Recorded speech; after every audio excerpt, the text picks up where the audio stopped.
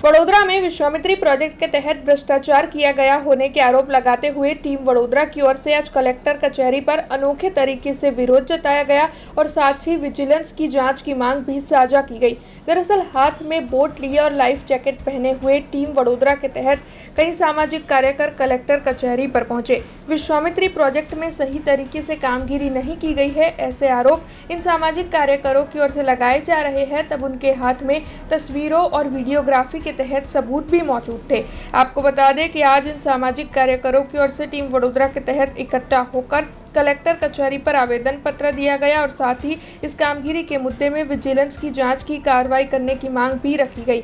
वैसे इसी के साथ टीम वडोदरा का ये भी कहना है कि जब सिंचाई विभाग 84 डंपरों के जरिए कामगिरी कर सकती है तो फिर वडोदरा महानगर पालिका क्यों नहीं।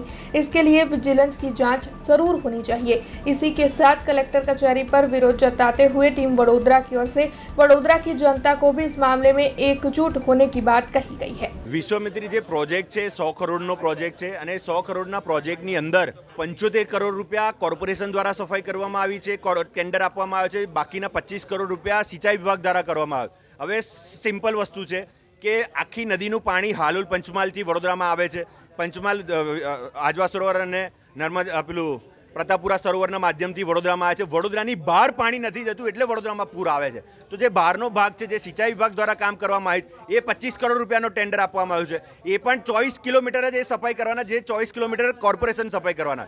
તો સેમ કામગીરી, સેમ વસ્તુ આજે એક સફરજન આપણે 25 કરોડમાં ખરીદીએ અને બીજું સફરજન આપણે 75 કરોડમાં ખરીદીએ તો એ 50 કરોડનો ડિફરન્ટ કઈ આવે છે એ તો જાણવું જોઈએ ને, એ તો પૂછવું જોઈએ। આજે અમે એ પૂછવા આવ્યા છે સાથે કે આ ટેન્ડર જે કામ આપવામાં આવ્યું છે, સિંચાઈ વિભાગ ફક્ત 86 ડમ્પરથી આખી વિશ્વામિત્રી સાફ કરે 24 કિલોમીટર, જ્યારે કોર્પોરેશન એ જ 24 કિલોમીટર સફાઈ કરવા માટે 260 ડમ્પર યુઝ કરે છે। તો આટલો મોટો ગેપ કેવી રીતે? સિંચાઈ વિભાગ સૌથી મોડું કામ કરે છે, 20 દિવસ પછી કામ ચાલુ કરે છે અને 20 દિવસ પહેલાં એમના કામ પતી જાય છે, જ્યારે કોર્પોરેશનનું કામ તો ત્યારથી ચાલુ છે, હજુ સુધી પણ કામ બાકી છે। અને સંપૂર્ણ આખા વિશ્વામિત્રી પ્રોજેક્ટમાં જોવા જઈએ તો જે કામગીરી થઈ છે, સિંચાઈ વિભાગે પણ 40% કામગીરી નથી કરી અને જે 60% કામગીરી કરી છે ફક્ત ઉપરથી ખોતર્યું છે। તો આ કઈ રીતનો ભ્રષ્ટાચાર આ વડોદરા શહેરને ડૂબાડે નહીં તો શું કરશે? વડોદરા શહેરના જાગૃત લોકો એટલે અમે ભેગા થયા છે, કારણ કે અલગ અલગ અત્યાર સુધી બધા જ લોકો અમે લડતા હતા, હવે આખું શહેર એક થશે। આવનાર રવિવારે વડોદરા શહેરમાં જે પૂર આવ્યું હતું, જેટલી પણ સોસાયટીઓમાં, એ સોસાયટીઓના સ્થાનિક લોકોને સાથે રાખીને મોટી રેલીનું પણ આયોજન કર્યું છે। અમારી જે માંગ છે, જે જાંચ છે એ થવી જોઈએ, એની માટે વિજિલન્સ તપાસ માટે આજે અમે ઉગ્ર રજૂઆત કરવા માટે અહીંયા પધાર્યા છે। કલેક્ટર સ્ટેટ વિજિલન્સની માંગ કરી છે, સાથે હાઈકોર્ટના પણ અમે દરવાજા ખખડાવવાના છે। તો સંપૂર્ણ વિગત સાથે આજે વડોદરાના તમામ લડવૈયાઓ, જે યોદ્ધાઓ છે, જેમના ખૂનમાં વડોદરા છે, એવું નથી કે કોઈ પોલિટિકલ પાર્ટી, અમે પાર્ટી અલગ શહેર માટે આજે બધા ભેગા થયા છે। તો શહેરના જે યોદ્ધાઓ છે આજે ભેગા થઈને કલેક્ટર સાહેબને રજૂઆત કરવા છે। કલેક્ટર સાહેબ નહીં મળે તો અમે અહીંયા બેઠા છે, પણ કલેક્ટર સાહેબને મળ્યા વગર અમે અહીંથી હલીએ નહીં। અમે આ વખતે બોટ, લાઈફ જેકેટ બધું લઈને આવ્યા છે, કારણ કે ખબર જ છે કે પૂર આવવાનું છે। કોઈ પણ સંજોગોમાં, કોઈ પણ જગ્યા પર કોઈ પણ વ્યક્તિ આને બચાવી નહીં શકે પૂર આવતા, કારણ કે આગળ પાણીનો નિકાલ થવો જોઈએ, ત્યાં કામગીરી નથી થઈ।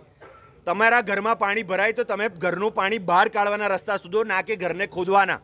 તો જે રીતે ઘરને ખોદવાના પ્રયત્ન કર્યા છે એની સામે અમારી ઉગ્ર રજૂઆત છે, અમારી ગંભીર આક્ષેપ છે અને ગંભીર બેદરકારી છે કે અનગઢ વહીવટને કારણે, નેતાઓ, અધિકારીઓ અને કોન્ટ્રાક્ટરોની મિલીભગતના કારણે કરોડો રૂપિયા ચાઉં થયા છે અને એના મોટો ભ્રષ્ટાચાર વિજિલન્સ તપાસમાં બહાર આવશે। અમે વિજિલન્સની ટીમ જોડે પણ ખડે પગે રહીશું અને બધા એવિડન્સ, બધા પ્રૂફ સાથે અમે રજૂઆત કરીશું।